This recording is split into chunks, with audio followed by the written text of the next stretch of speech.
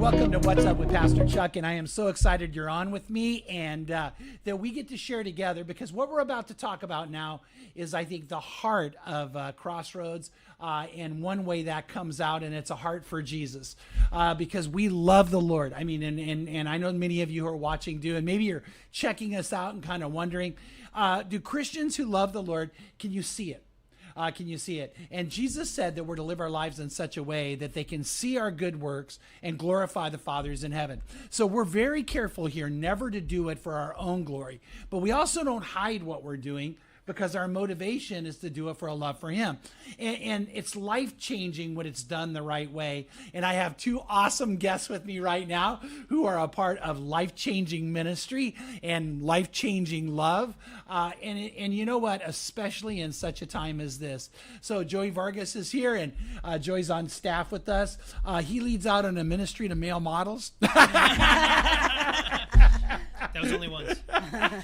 Yeah, not true, by the way. Just couldn't resist. So, and Lisa Montgomery's with us. Lisa is a businesswoman. Lisa's the wife of an elder, Don Montgomery, one of our better elders. They're all good elders. And then also, Lisa does decision counseling and also is working in our food pantry. And more. So this is really, really cool. And Lisa, you experienced amazing life change here at Crossroads from the first time you entered the doors to where you are now. Right. So give us a little of that. I was born and raised here. I started at 40 years old. I went forward, didn't trust the process, but for some reason I trusted you. Didn't know Jesus the way that you talked about. It was the first time hearing about relationship and really the life applications and what you were talking about. Buying a Bible at the age of 40, resisting baptism because I had already been baptized as an infant. 6 months later, deciding, you know what, I need to be obedient. And then little by little, I've continued to get involved because you pushed us to stretch and grow outside of our comfort zone. So whether that was prison ministry, always. And that is where the oomph happens and where the fire and the passion keeps on happening after all these years. Oh yeah, oh for sure. And by the way, one of the things that we know is true is that we can hear God's voice. Yes. But I know all three of you guys know that one of the ways we help people so they can tune into God is not because God's always speaking, but how you can tune in is to go outside your comfort zone. Right. Then, oh my goodness, you can hear from God in a Right. pretty incredible way, which means in your comfort zone times you can too. So I love that. I really love that. Well, we're in a season right now because of the coronavirus where people are in need, and we've always cared about people in need. And so one of the things that we want to do is we want to meet people's needs. And so, Joey, tell us a little bit about our food pantry, which I think is right at the heart of our Crossroads campus. By the way, we believe we can scale that beyond our Crossroads campus. But tell us about the food pantry. Yeah. I mean, we've had the pantry for years. Over 17 years, we've had the pantry here at Crossroads. And in this crisis, it's just grown exponentially. We're almost doing 3 times the amount of families that we usually were doing 11 weeks ago. And it's just been a huge blessing to be able to provide the needs for the people in our community. And it's really just exploded, and we're able to keep up with that. People have been really gracious and generous, and through the donations of a lot of everyone at Crossroads, families, and everybody, even just local businesses and stuff like that, we've been able to keep up with the growth. And God is good. He never gives you more than you need, and He never gives you less. So we're always right there, but He always provides, and we're able to continue to meet the need of the families that we've been serving. So. Well, I'll tell you something that I think is worth everybody knowing, and everyone, I want you to know this, is that we've always had a heart to do this. We do need donations, and which to me is awesome. That means everybody gets to be a part. So, like when Pam and I go to the store, we all go to the store, you buy extra for the food pantry and drop it off here, which means we're all involved that way. But at the time this crisis hit and the need went up, the ability to get some of the resources we normally get went down. but I feel like people responded. Am I right?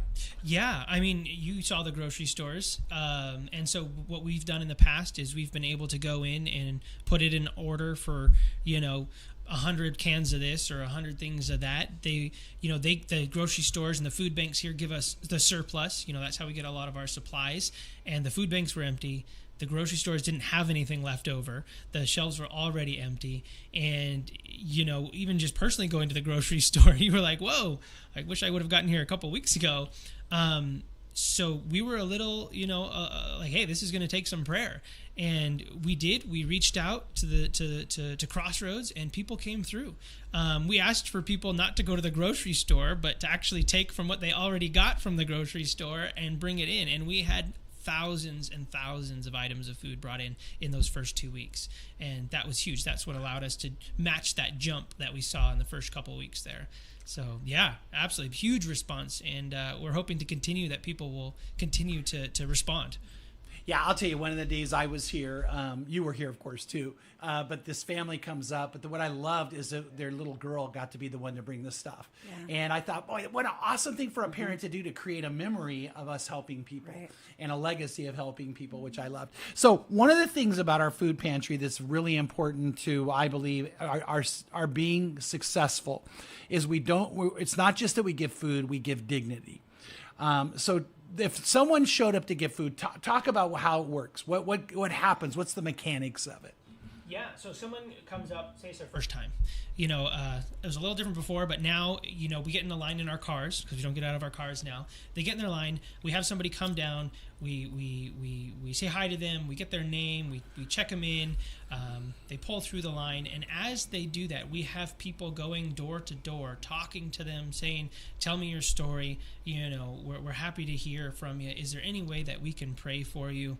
And that's kind of how it starts off. But what's cool is that as these people come back, those same people remember their names. And, say you were in line. I could say, hey, Chuck, how was your week this week? Yeah. How you doing? Hey, we prayed about this for you last week. How did that go? And so these people remember the faces, and even at the numbers that we're seeing now, people are still able to have that one-on-one conversation, have that support, have that prayer, and we're able to direct them to the messages, the things online, life groups, and all these things, and people are getting connected. People are not just receiving food, but they're receiving hope, they're receiving joy. Some people say this is the best time of their week because they get to see a smiling face and get to have that prayer and just a little bit of that community. And we've seen huge transformation just from that alone. That is so cool. So Lisa, for you, I know you love the Lord, there's no doubt. Tell me what it means, what it's meaning to you to come and serve in the pantry. Well, the reason I can serve on a Tuesday is because I was let go from my job at the beginning of February, before all this happened. Yeah. So I'm in the same boat as a lot of these people. And the reason I'm telling you that is because I could sit at home and think about this and have a pity party about all the things that are going on. And I'm a mover and shaker type of person. It is so true that you're blessed to be a blessing. And when you can do things like this, honestly, people that are watching should be jealous, because I get to serve with my new team. This is our little team. We get to talk. Yes, we're wearing masks and we're sweaty and we're hot. And, I happen to be in the meat department, so there's stuff on me. But you know what? I love these new people, and I love seeing what we do for everybody. To look outside the door, let's say the doors are open in the fellowship hall, and occasionally I see the same guy, and he's riding a bike, and he's got a Rubbermaid tote on his bike. Now, I know there's no way he can put everything that we pack for him, so I don't even know how he divides it and prioritizes it, but those are the people that are coming through, and it's just, it's humbling. When I think about my worst day, it's like, get over it. Mm. Yeah, one of the things that's so true for all of us is that one of the best ways to not sink into despair or depression is just go out and help someone else. Right. And by the way, I know that's true, period. It just works. It's not the only thing, but it's amazing the difference it makes. And so the idea that, you're realizing blessed to be a blessing and living that out is so cool.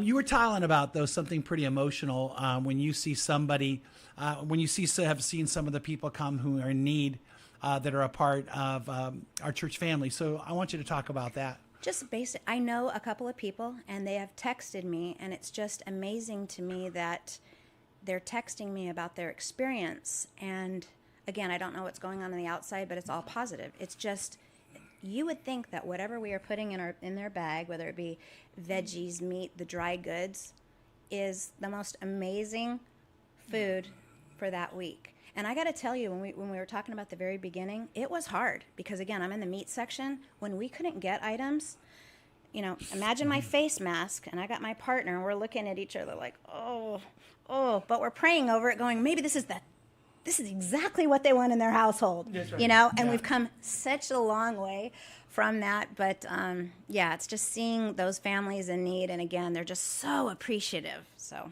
it's just very cool to be part of. Yeah, and the one thing I'm always hoping is that no one feels embarrassed to come. Because that's the last thing we want for them, especially if they go to Crossroads.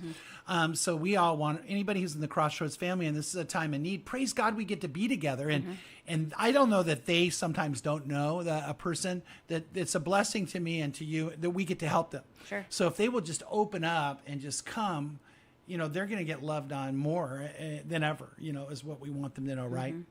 And you know what? And Emma, rock star Emma, amazing Emma, who I really didn't know before this, she doesn't turn people away. We may have a process that we used to have, but like today, this is another example. We've done everything. We've got our bags. We've disinfected. We wiped it all down. We're ready to go home. And then all of a sudden, the walkie-talkie comes through. I got another 8. And it's like, oh, my gosh, we have to get it all out again. But that's Crossroads. Nobody will be left behind. And she's like, Lisa, this is going to go on until we need it to go on. There's not an end because of what's happening right now. Yeah. Oh, yeah. Okay. So for those who don't know, Emma is probably one of our main leaders in the food pantry. And tell a little bit about Emma, Joey. Yeah. So she is our pantry coordinator. So she's on staff here at Crossroads, and she oversees everything over the pantry. And before this happened, she did that solo with her team of about 40, 45 so people, quite a bit. And but it's grown, and so all of Global Outreach really has taken the pantry and taken a portion of leadership over it, in line with Emma, and really just working together. So now we have a team leadership over the pantry, with Emma still being our rock star over it. And what Emma really does a good job at is she's the one who contacts all of the clients. She's the one who takes those phone calls, takes those emails, and makes sure everybody's checked in and knows where to go. And she's the first voice that people hear. And she does a really, really good job. She was telling me just yesterday that she got a call, and the woman called her in tears, and she was just in a bad spot and hurting. She wouldn't say the reason, and I wouldn't say it here anyways, but Emma was able to pray for her and offer her comfort right then and there. And so not even on the days that we're not distributing, we're still able to reach out to these people and pray for them. And so, that's who she is. She's not going to say no to anybody. She'll never turn anybody away. So, if somebody needs food, we're going to get food to them. And that's a huge thing that we're able to do. Yeah, and tell us how old Emma is. Better you than me, because I was not going to do that. Oh, yeah, well, we're going to say it. We're going to say it. Go ahead. Okay. I'm sorry, Emma. I believe she's 82. Yep. Yeah. So here's the reason I want to bring that up, because when this all hit, we know people who are older are in a higher risk category because of the coronavirus. And so because we love her so much, there was thought about us not having her come. And she let me know in no uncertain terms that was not going to happen. She was going to be here. She was going to love on people. And that speaks to, I think, her character, her commitment. And she's in pain. Yeah. Because she will be walking and she is hunched over and she hasn't had her steroid shot. And I'm telling you, it doesn't matter. She'll quick say a prayer. She'll be good. And she wants to serve so bad. She tries to keep up with all of us, honestly. Oh. And she does. She does. And she does. She does. Oh, yeah. Yeah. If not more so. Well, and I got to tell you, tell everyone out there this one time, not at the pantry, but because she also does a welcome center here at church too. And so what happened is a man got really upset at my sermon. And so for some reason, he decided to go out and take it out on Emma. So this man, big man, goes out. She's in her 80s. He is cussing at her, telling her it's the worst church he's ever been in, cussing about me, but cussing at her. And so when we all heard about it, we all wanted to defend her. Like, what are we? And so I went up to Emma and I said, Emma, I am so sorry that happened. She goes, oh, don't worry about it. I can take it. And I'm like, Emma, she goes, no, he's probably hurting and he just needed somebody. That's and Emma. Yeah, it is. That's how Emma. she was. And all the rest of us are like, no, we're gonna become non-Christians for an hour. But she just has that heart for people, and she saw past his hurt and pain. Right. Which I think your guys are saying that's what she does in the pantry Absolutely. too. Yeah. That's a weekly occurrence at the pantry is dealing with people's humanity, and when people are at their lowest moments, their humanity comes out, and we're able to be there for them in that moment. And Emma really does model that. I love it's a stern grace. We're uncompromising in what we believe, but we can do it in love, and she's able to do that at the pantry. So she does a great job, and people are able to experience that. That's good. Well, tell us about some of the things that have stood out to you when you've served there, people you've come into contact with, or something that's moved you emotionally that God let you do. Let's see here. I think the ones that get me the most is when I'm on Mondays right now, because we've separated ourselves into teams. So we're on 4 teams. That's what she was talking about, our little group. We're in groups of 10 or 15, and we're split so that nobody's ever in a larger group of 10. So I don't get to be on the distribution days all the time. I'm on Mondays prepping for the rest of the week, getting everything sorted. But I have been able to get there for distribution then and before. And one of the things that always gets me is when you have a family roll up and they've got all their kids in the back, and as a young father with young kids, I can't imagine, just the stress of how am I going to feed these kids? They've got 4 or 5 kids in the back of the car. Yeah. And, to know that we are a church that says, don't worry, we're going to make sure your kids get fed. There's a lot of things you have to worry about, but food's not one of them. That way we can supply. That way that need we can take care of. We can't fix everybody's need, but we can make sure that no child goes hungry in the city of Corona. That for me is huge, and that's something that I want to make sure our pantry is able to do for as long as we can, for as much as we can. As our numbers continue to increase, that a mom or a dad can come to Crossroads and know that their child can get a meal, their child can get food, and not bad food, but actually good food. So, that's what we're hoping for. And, that the fact that we can do that, the fact that we have so much support for that, for me is huge. That is cool. And for me, I don't want to get emotional, but by far it was finding out about somebody at SIA that pops in and out, and they help that person.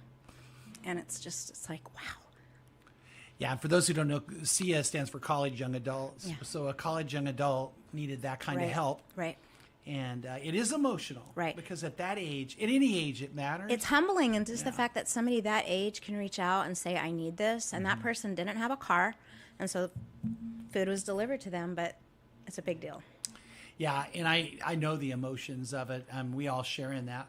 One of the things that I know is true is that one day we'll all stand before Jesus. And Jesus said that he's going to separate the sheep from the goats.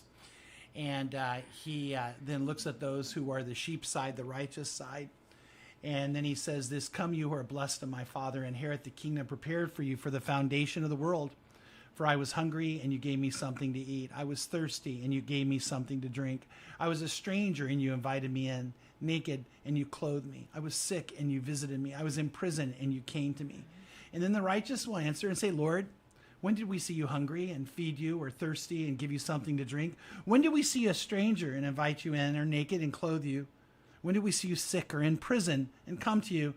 And the king, Jesus, will answer and say to them, truly I say to you, to the extent you did it to one of these brothers of mine, even the least of them, you did it to me. And I know it's true in part because of you two.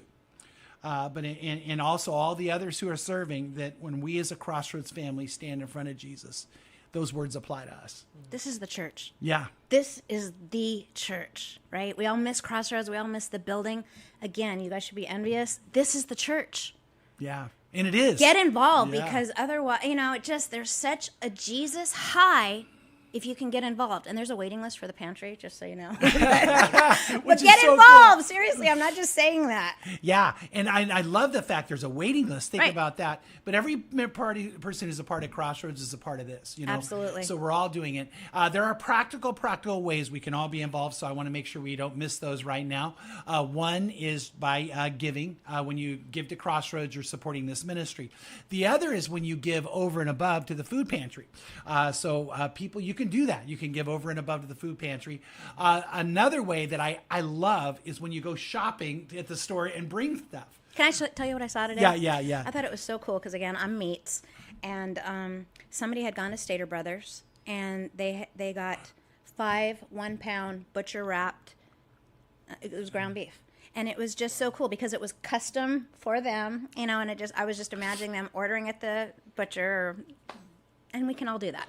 Yeah. Throw a couple more in. And that's what I like. By the way, every way someone gives matters. Absolutely. But it does do something for me, for you, for a child, when you take them to the store and you're buying that for somebody else.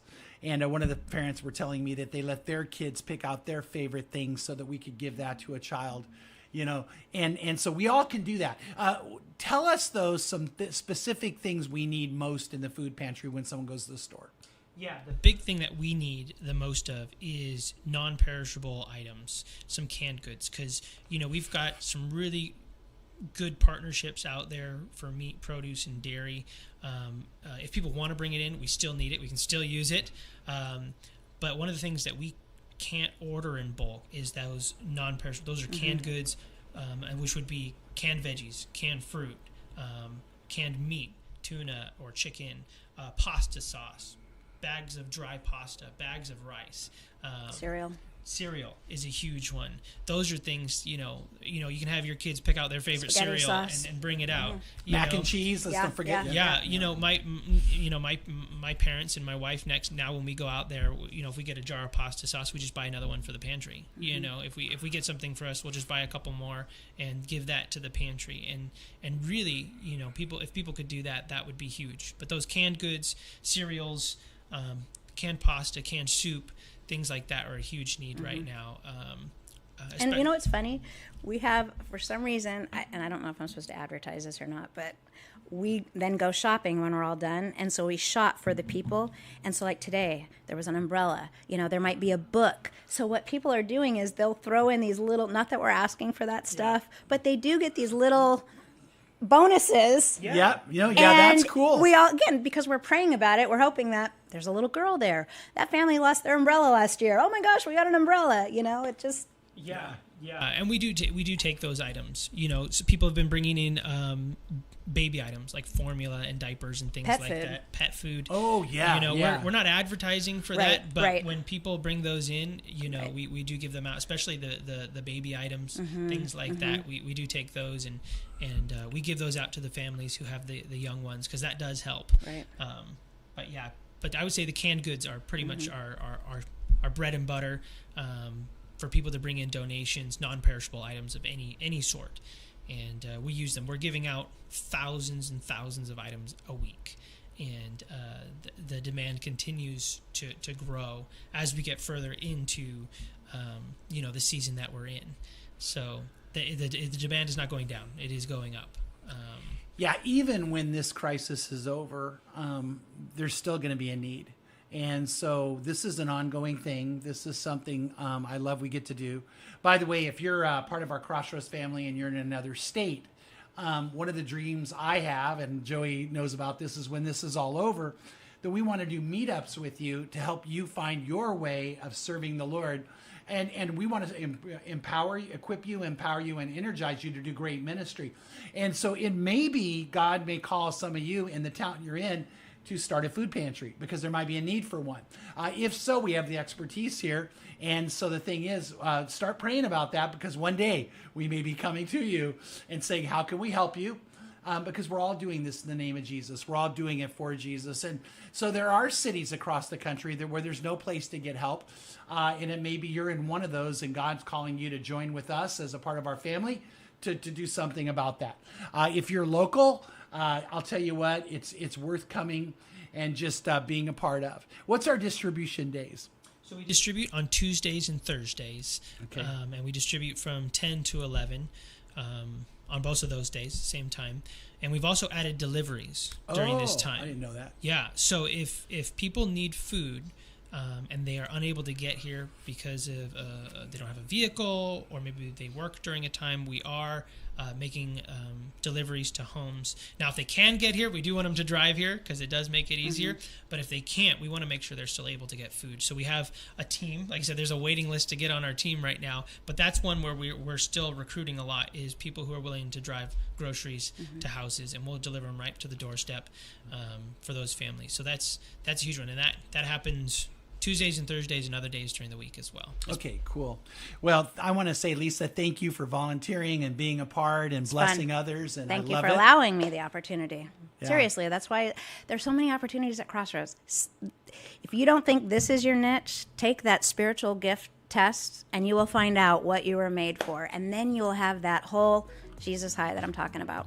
Yeah, and I like you call it a Jesus high, because it is. It's It a is. high. It And I is. came out of the drug culture, and people sometimes say it's not true. It is true. It is. Jesus is a better high than Yeah, drugs, right. alcohol, anything like Right. that. Yeah, that's really true.